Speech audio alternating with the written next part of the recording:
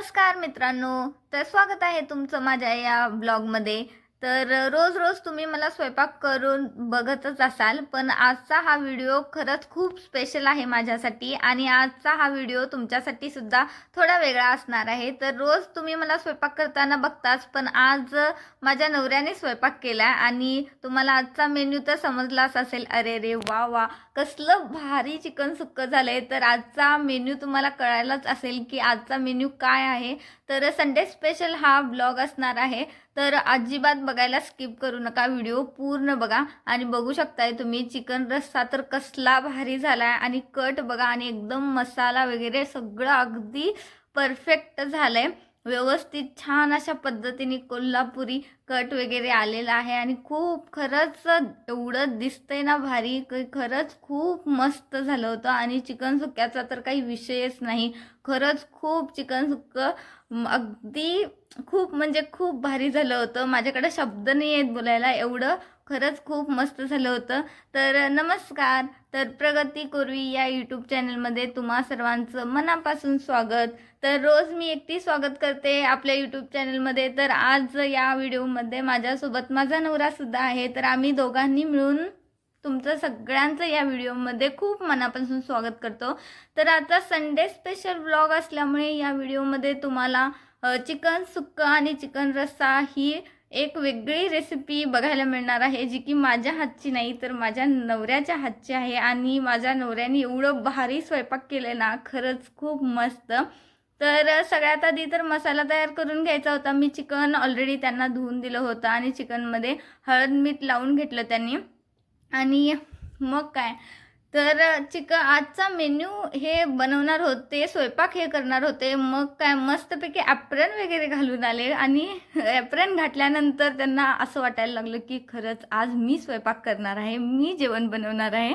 आणि ते सुद्धा खूप जास्त हॅप्पी होते आणि ॲप्रन घालून स्टाईलमध्ये अगदी मस्त असं स्वयंपाक करत होते। तर हळद मीठ वगैरे लावलं आणि कुकर ठेवला होता गरम करण्यासाठी, तर त्याच्यामध्ये थोडं तेल टाकलं आणि मस्तपैकी चिकनला हळद मीठ लावून व्यवस्थित असं चिकन कुकरमध्ये घातलं।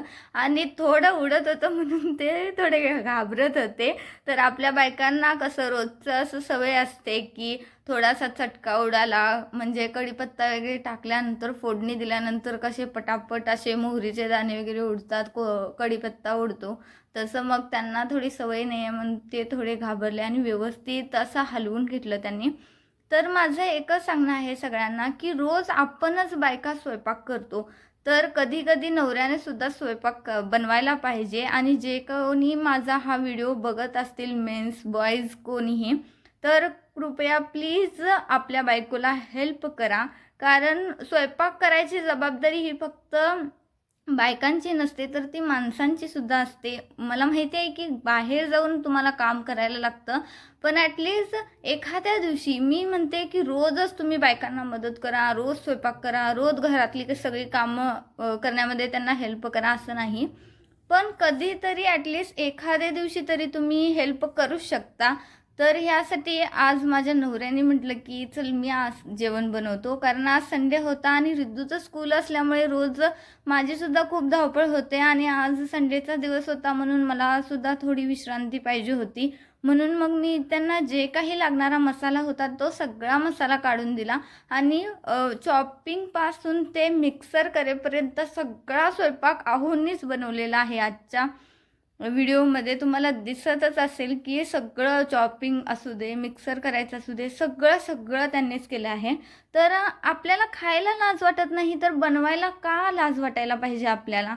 तर सगळ्यांनी आपल्या बायकोला हॅप्पी करण्यासाठी किंवा एखाद्या दिवशी बायकोला गिफ्टच द्यायला पाहिजे किंवा बाहेरच घेऊन जायला पाहिजे अशा गोष्टी नसतात, छोट्या छोट्या गोष्टींमध्ये सुद्धा बायकांना खूप जास्त आनंद मिळतो आणि ते तुम्ही केलं ना तर खरंच खूप म्हणजे बायकासुद्धा खूप हॅप्पी होतात। आणि तुम्हाला जर जेवण बनवता येत असेल तर मग बायकांना थोडी हेल्प करत जा घरामध्ये, कारण तुम्हाला सुद्धा जेवण बनवता येतंय तर त्यात कमीपणा कसलाही वाटत नाही किंवा बायकांनी जेवण बनवायला पाहिजे, मी का बनवू, आम्ही का बनवायला पाहिजे. तर रोजची कामं असतात घरांची, घरातली काळजी असू दे, मुलांची काळजी असू दे, त्यांचा अभ्यास, बाकीची सगळी कामं, ही सगळी कामं ते स्वतःकडे लक्ष द्यायचं असते. ह्या सगळ्या कामातना स्वतःकडे लक्ष द्यायचं बायकांचं कुठेतरी राहून जाते. त्यामुळे त्यांनासुद्धा थोडासा स्पेस, थोडासा टायमिंग त्यांनासुद्धा मिळायला पाहिजे, थोडीशी विश्रांती त्यांनासुद्धा मिळायला पाहिजे. तर सगळ्यांनी आपल्या बायकोंना किंवा आईला असू दे, बहिणीला असू दे, सगळ्यांना हेल्प करा, जेणेकरून त्यांनासुद्धा खूप छान वाटेल. आणि प्रत्येक गोष्टीत हेच करायला पाहिजे, तेच करायला पाहिजे, हे असं नसतंय. थोड्या थोड्या गोष्टी आपल्याला जे मुलं बॅचलर वगैरे राहत असतात त्यांना माहीत असतं, की त्यांना तेव्हा समजतं की आपली आई असू दे, बहीण, बायको, घरातल्या लेडीज किती काम करतात. ऑफिस करायचं असतं, घरातली कामं करायची असते, परत येऊन स्वयंपाक बनवायचा असतो. तर खरंच घरात बायका घरात असतात म्हणजे त्यांना काहीच काम नसते असातला भाग नसतो. तर घरात खूप जास्त काम असतं. जेवढं एखाद्या दिवशी बाहेर जाऊन काम करून आलं तर जेवायला द्या म्हटलं तर लगेच बायका तुम्हाला देतात. पण बायकांचं तसं नसतं. ऑफिसला जाणाऱ्या बायका असू दे किंवा घर काम करणारा असू दे, त्यांना सगळं काम करावं लागतं. ऑफिसमधून येऊन संध्याकाळी घरी जेवण बनवून मग त्यांना जेवायला लागतं. असं नाही की आयतं कोणीतरी ताट आपल्याला देते आणि मग आपण बसून जेवतोय, असं नसते. तर आजचा मेन्यू आणि आजचा दिवस माझ्यासाठी खरंच खूप म्हणजे खूप खास होता. तर कसंही जेवण बनवलं आणि काहीही बनवलं तरी पण त्याच्यामध्ये आपल्याला प्रेम लागतं. प्रेमाने जी काही गोष्ट आपण बनवतो ना ती खरंच खूप छान असते. आणि आज म्हणजे माझ्या नवऱ्याने खूप म्हणजे खूप आजचा सगळा मेन्यू, सगळं भात लावण्यापासून असू दे, ते सगळं असू दे, सगळं त्यांनीच केले.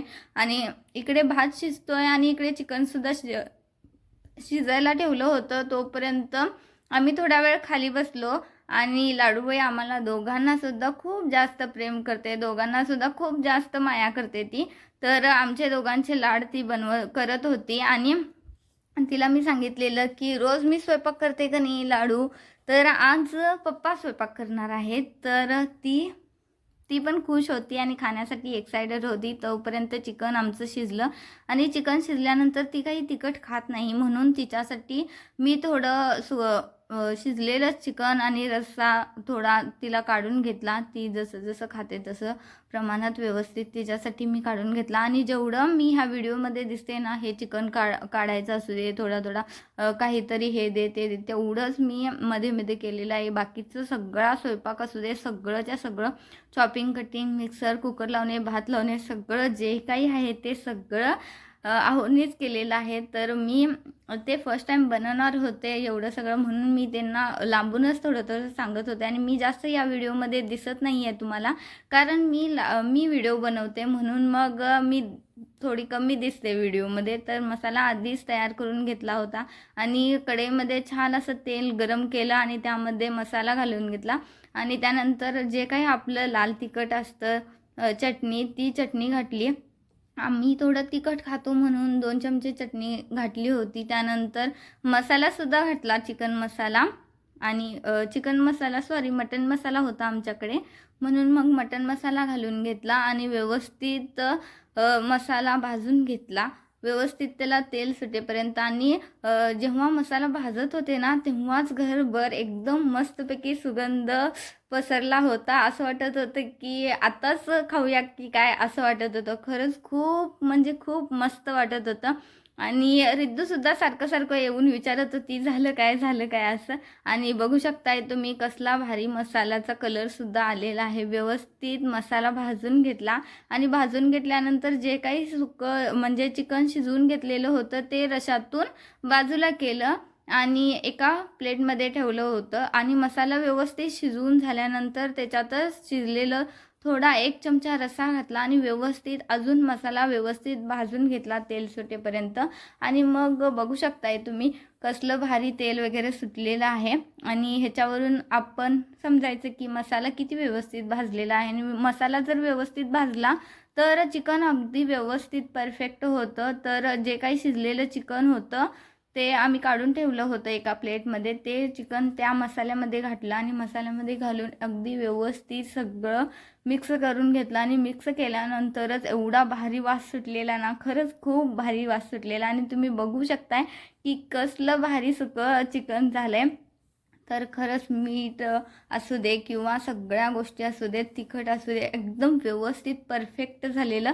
मला असं वाटत होतं की मी सुद्धा बनवल्यानंतर एवढं भारी होत नाही, तेवढं छान झालं होतं आणि ते एकदम प्रेमाने बनवले होते ना, त्याच्यामुळं खरंच खूप मस्त झालेलं. आणि त्यानंतर आता वेळ होती की आमटी बनवायची आणि आमटी चिकन सुक्क्यापेक्षा ना आमच्या आहोंना आमटी सगळ्यात जास्त आवडते. म्हणून मग मला विचारत होते की सेम तुझ्यासारखी आमटी मला पाहिजे आणि ती कशी बनवायची ते तू मला सांग, म्हणजे मी व्यवस्थित करतो आणि तुझ्यासारखीच व्हायला पाहिजे असं स्ट्रिक्टली सांगितलेलं होतं. मग काय तेल गरम केलं एका पातेल्यामध्ये आणि त्यामध्ये थोडा मसाला घालून घेतला. अर्धा मसाला आपण चिकन सुक्याला घातलेला होता, मग अर्धा मसाला चिकनच्या आमटीला घातला आणि अर्धी मसालापुडी त्याच्यात घातलेली, मग अर्धी मसालापुरी याच्यामध्ये घातली.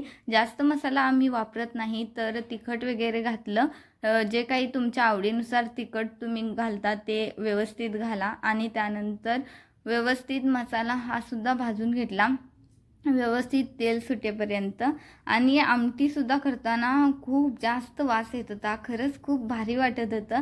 आणि जे काही शिजलेलं पाणी आपण चिकन शिजताना जे काही पाणी आपण घातलं होतं त्याच्यामधलं चिकन काढून आपण चिकन सुक्कं बनवलं आणि जो काही रस्सा उरलेला होता तो आमटीमध्ये घालून घेतला आणि व्यवस्थित आमटी जेवढं तुम्हाला पाणी त्याच्यामध्ये घालायचं असेल तेवढं पाणी तुम्ही त्याच्यामध्ये घालू शकता. आणि थोडीशी आमटी सांडली होती तिथं, तर ते सुद्धा पुसून घेत होते, व्यवस्थित सगळं करत होते. तर आज म्हणजे आजच नाही, खूप दिवस झाला आता पाऊस पडतोय, कमीत कमी 8 दिवस झालं, तर लाईट थोडी ये-जा करत होती, त्यामुळे थोडासा अंधार व्हिडिओमध्ये तुम्हाला दिसत असेल. तर बघू शकताय तुम्ही कसला भारी कट आलाय, कसला जबरदस्त. आणि आमटीसुद्धा एवढी भारी झाली होती ना, खरंच खूप भारी झाली होती. तर एवढं चिकन सुक्कं आणि आमटी बघून तुमच्यासुद्धा तोंडाला पाणी सुटलं असेल ना, तर लवकर खायला या मंडळी. आणि व्हिडिओ आवडला असेल तर लाईक शेअर सबस्क्राईब करा. धन्यवाद.